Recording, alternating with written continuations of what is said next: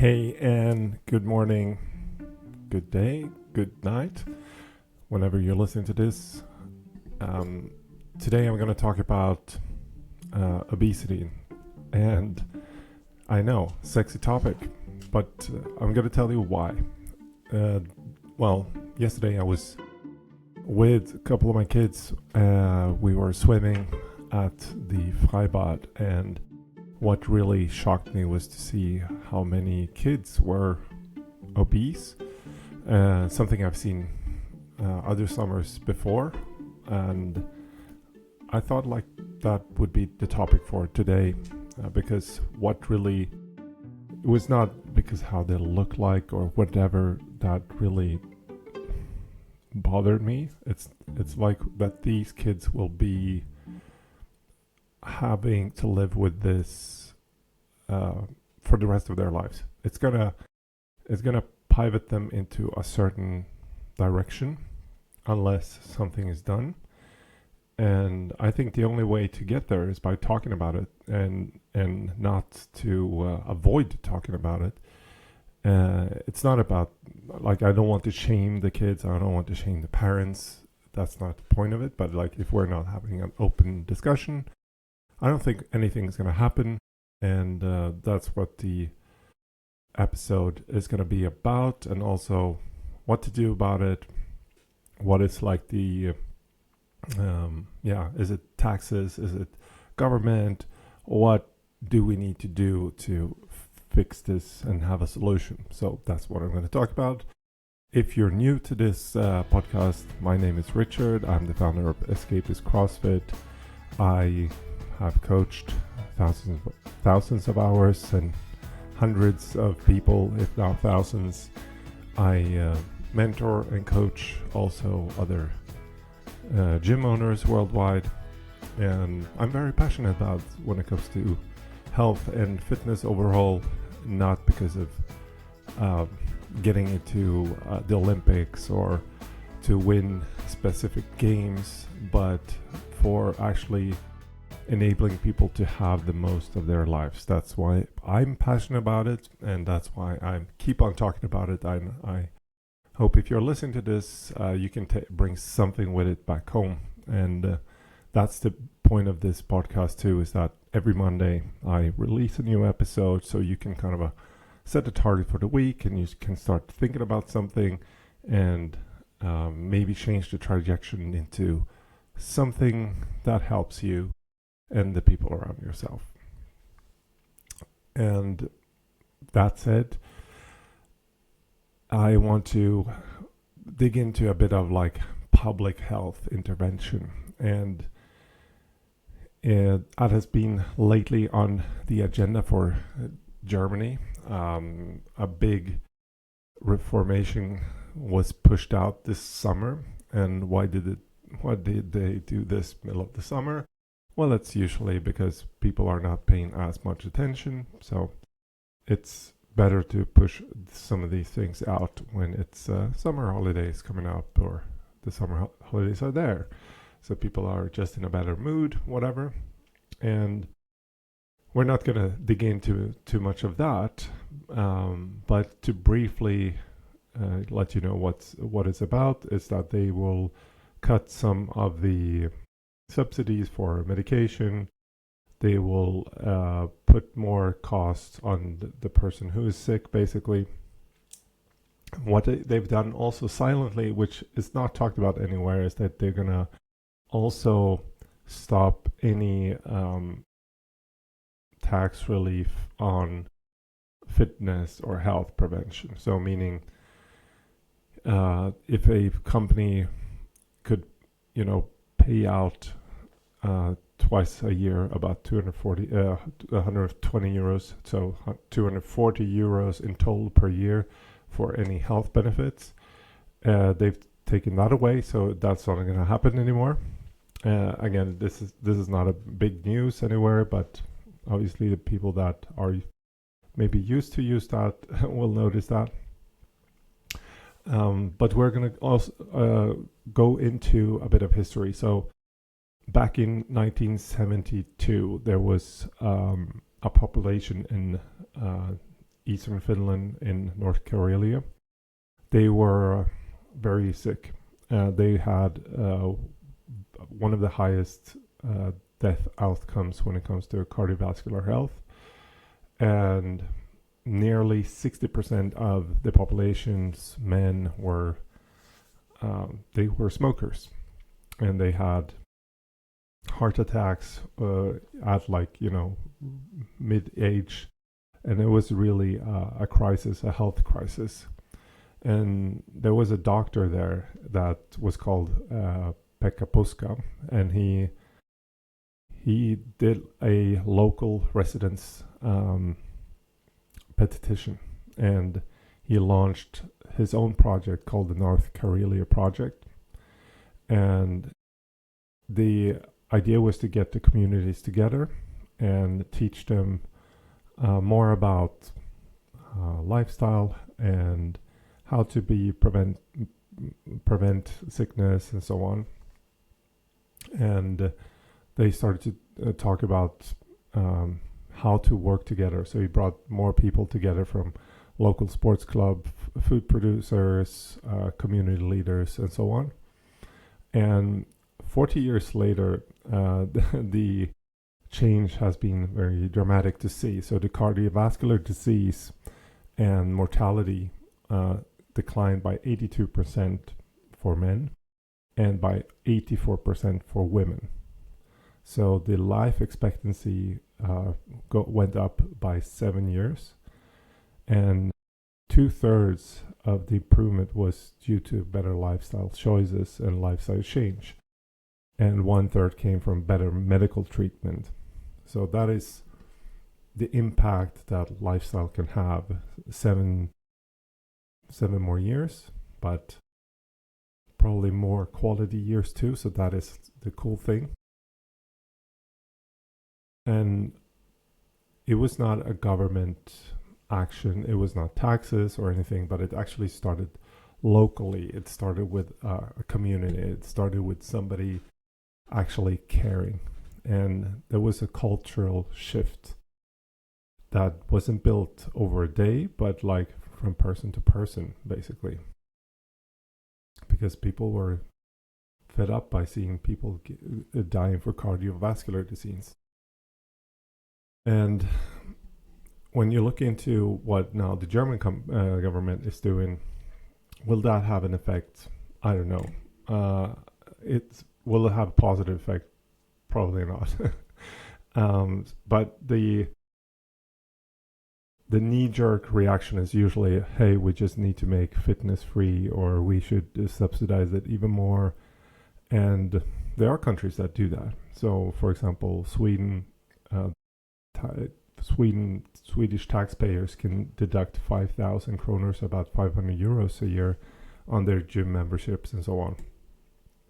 And even though 40% of Swedish workers have access to it, they don't use it. And what that tells me is that things that are perceived as free are also not perceived as important. And this is where government taxes and so on, they can create incentives, but we cannot rely on them fixing the problem. The problem needs to be cultural, and the question is like, how can we do that? How can we change a culture that is moving in the wrong direction? And I was thinking about, why are we having problems with our culture? And I think it has to do with, well, it's multiple pieces that comes together, but I think we're having the wrong type of heroes, and we have an old culture of always wanting to celebrate with instant gratification, if that's drugs, alcohol, if it's candy or whatever. Those are the things we use to celebrate, and it's very deep in our culture. And in the past, it was not a big problem because there was not so much abundance of sweets and chocolates and whatever. But now it's just abundant. Like, have you gone to a kid's party nowadays? It's like, it's crazy how much candy you have everywhere there. So how much when it comes to culture now? So if you think about how fun does a family sound like, or a person sound like, who has a party and says like, no, we're not gonna have candy, we're not gonna have sweets, and so on. And you probably maybe know someone, but generally speaking, most people think like, oh, that takes off the edge a bit. Like, what are we gonna do there? What are we gonna how are we gonna celebrate this? And of course there are other ways to celebrate it, but it's so deep in our culture. And I think the best way to celebrate is to do more things that are moving. So meaning doing stuff together. I think those are like the cultural things that you want to change. And that means instead of having home parties, maybe we need to start to do stuff more in the nature. So hey, we're gonna do a 3-kilometer hike on my birthday. That's it. 5-kilometer hike. We're gonna do a bike ride for my birthday, and we can use these like natural things that we tend to do anyways, where food and alcohol is not really connected to it in the same way. I'm not saying like you can never do anything of this, but this kind of culture of body positivity that we've had now for a while, it is actually not helping. It's not helpful. I know where it comes from. It comes from not blaming people from like their looks and so on, and I agree on that. But it has also become this culture of not naming the problem, and that is being kind. And we see that like all over the internet with people that have been big proponents of body positivity, and they've died because they're obese, and they say, no, this is my genetics and whatever. And sure, we have different genetics, but do we need to enable all the things in our epigenetics? I think we don't have to. Again, in the past, when we evolved as a species, there were not this abundance of highly dense energy in many products at all. The most highly dense that we could actually find was usually fat from other animals. So that was something that really saved us for a long time when there was lack of food supplies. And then when we started with agriculture and everything, then obviously that abundance started to slowly happen. So I talked about like what kind of heroes you need, and I talked about in the last episode about Alexander Stubb, the president of Finland, who is very into like triathlons and running and skiing and everything. And I think that is at least one thing to think about, like what leaders do we have? What are they promoting? Are they sharing those kind of stories of moving and doing stuff? And it's not only about going to the gym or to do races. I think the races, again, they can help us to have a bit of a focus so we don't derail too much, which I think it is for Alexander in this case, or Mr. Stubb. I also mentioned like the Swedish prime minister that also runs a lot. And I think it makes a difference what role models we have and how we look up to them. So I think we can all agree on there is a problem. And how we solve this problem is going to be by communication, and being silent about it is not being kind. It has been dressed as kindness, but it's more cowardness. So if we can maybe start to do stuff more locally, just like they did in Karelia, I think we have a way to turn this around. And I think this is what I also want to help with when it comes to the things we do at Escapist, why I do this podcast and so on, is because we can change stuff locally, and we don't have to change the world, but we can change it from where we are, where we come from, our local communities. And I've talked about this in previous episodes. It's this lighthouse effect. Like as soon as you start changing, as soon as you start to lead and give people an example, you become a role model or a lighthouse. And by creating more and more of these lighthouses locally, I think we can have an impact. And we don't have to, again, change the world from trying to fix with the big policies or so on. We can actually start today. And that is also going to be my call to action to you. And it's to be, this week, be a lighthouse. You don't have to brag about it. You don't have to do any crazy stuff, but like eat a bit better, maybe train a bit more, see if you can sleep a bit better. People around you will notice this, and if you have kids, they will look up to you and they will see what you're doing. You're showing an example of what people can do, and we can tell people what to do, but if we don't show, and we're not consistent, and we keep on quitting, then nobody's going to believe you. And this is how we change culture. So we're all in this together, and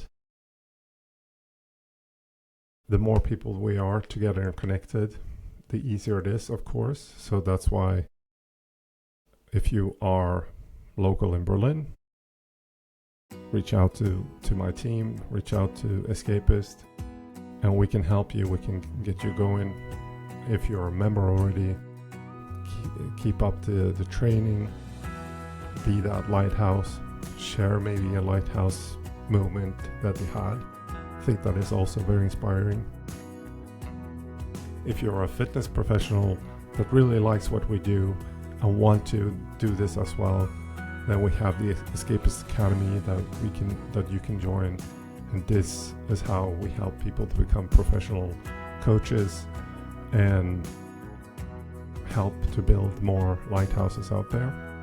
If you're not local and you just like what we do, then please just subscribe, share this episode to someone, and give a comment. Maybe you don't agree at all, that's fine. Tell me what you think is going to work. What is the right solution here? Okay, go make something this week. Tell the truth to yourself, and then tell it to other people around you. You don't have to be blaming people, but we can be truthful. And that is what real kindness is to show you care. And we do that by telling the truth. Okay, I hope you enjoyed this episode. See you next time.